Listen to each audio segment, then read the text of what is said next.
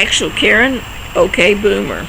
Tucker Carlson was born in 1969, which is no excuse for his not knowing about civil rights. President Obama did exactly what John Lewis asked for in his last letter to the masses. And now, Tucker is calling him sleazy and greasy to ask for anything that might help African Americans or the poor. John Lewis passed the torch, and Barack Obama picked it up. My guess is Tucker thought John Lewis was sleazy for writing it. I guess Tucker expected him to go out of this world praising people who had beaten him, thrown stuff at him, and arrested him 45 times for just wanting to vote.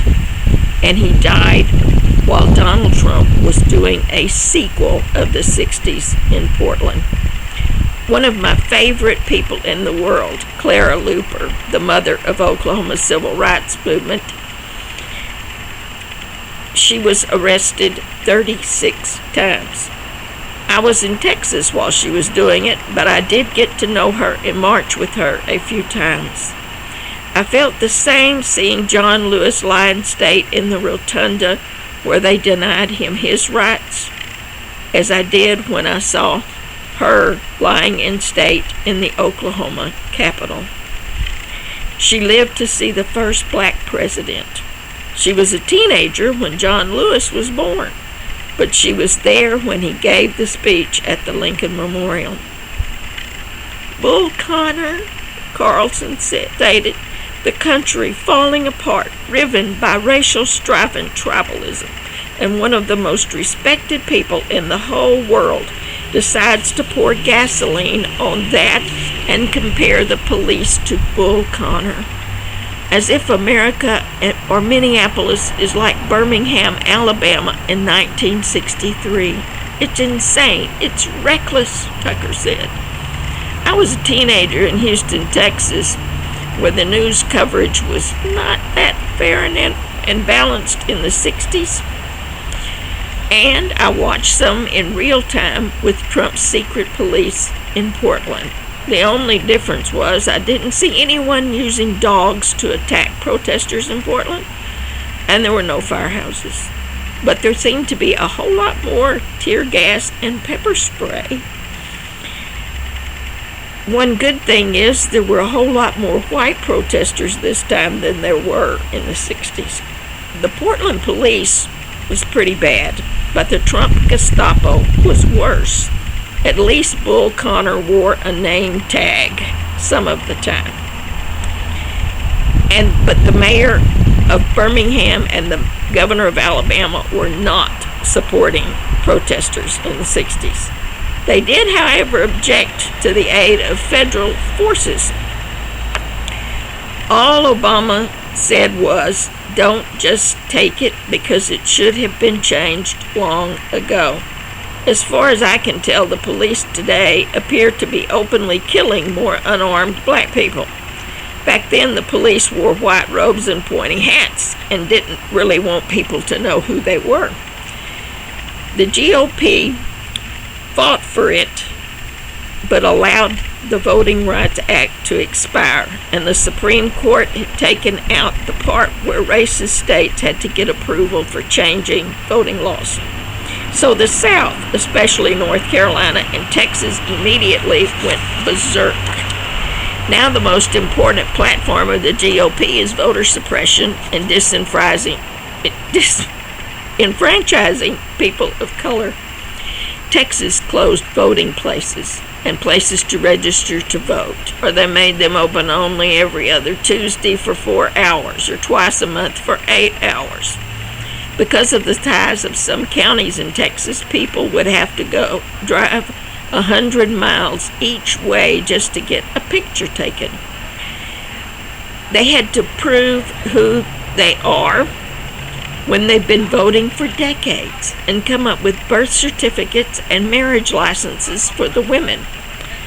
My mom's a good example. She's now 98, but she was 92 in 2013 and needed a new ID. because hers had expired and she hasn't driven for decades. So guess what they had to do because of the changed voting rights? We had to have her birth certificate and her marriage license because of the name change.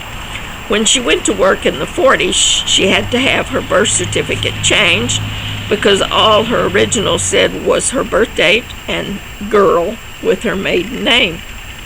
According to the laws of Texas, you had to have the doctor who delivered you or your mother to prove it was you to have your birth certificate changed. Turns out Texas had sent the amended birth certificate who knows where, and they couldn't find it. My sister was about to have to take Mom to Austin to get what was needed because she had to be there. And of course, the doctor that delivered her at home and her mother have both been gone for decades. I don't remember exactly what they had to do to get her an ID, but they didn't have to go all the way to Austin to prove Mother was still alive and have her picture taken. Her first vote was in 1944 for FDR. Wow, Tucker, you douchebag. Can you possibly get more racist? He wasn't exploiting the funeral. He was continuing John Lewis's legacy. Tucker said, imagine if some greasy politician showed up at your loved one's funeral and started throwing around stupid partisan talking points about Senate procedure. Can you imagine that? I think maybe you should talk to his family, Tucker, and loved ones about that. I speak only for myself, but I would hope my life was worthy of someone telling people to continue my work.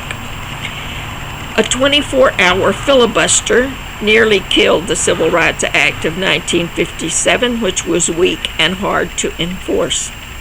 Then, while John Lewis was still being arrested and they were still searching for Schwerner, Goodman, and Cheney in Mississippi, there was a filibuster that lasted 60 days against the Civil Rights Act of 1964. It was signed on July 2nd, and they didn't find the bodies of the 3 civil rights workers until August 4th. Yes, I know those filibusters were done by Democrats, which makes it all the better that Democrats are leading the effort to get rid of it. Tucker, the entire Trump administration, including the Attorney General and the GOP leadership, believe there is no systemic racism in the USA, which is pretty close to what some were saying in the South in the 60s. Then there were others who just came out and said segregation forever, like George Wallace, while John Lewis was being brutalized. Tucker, just try to stifle your racist self. We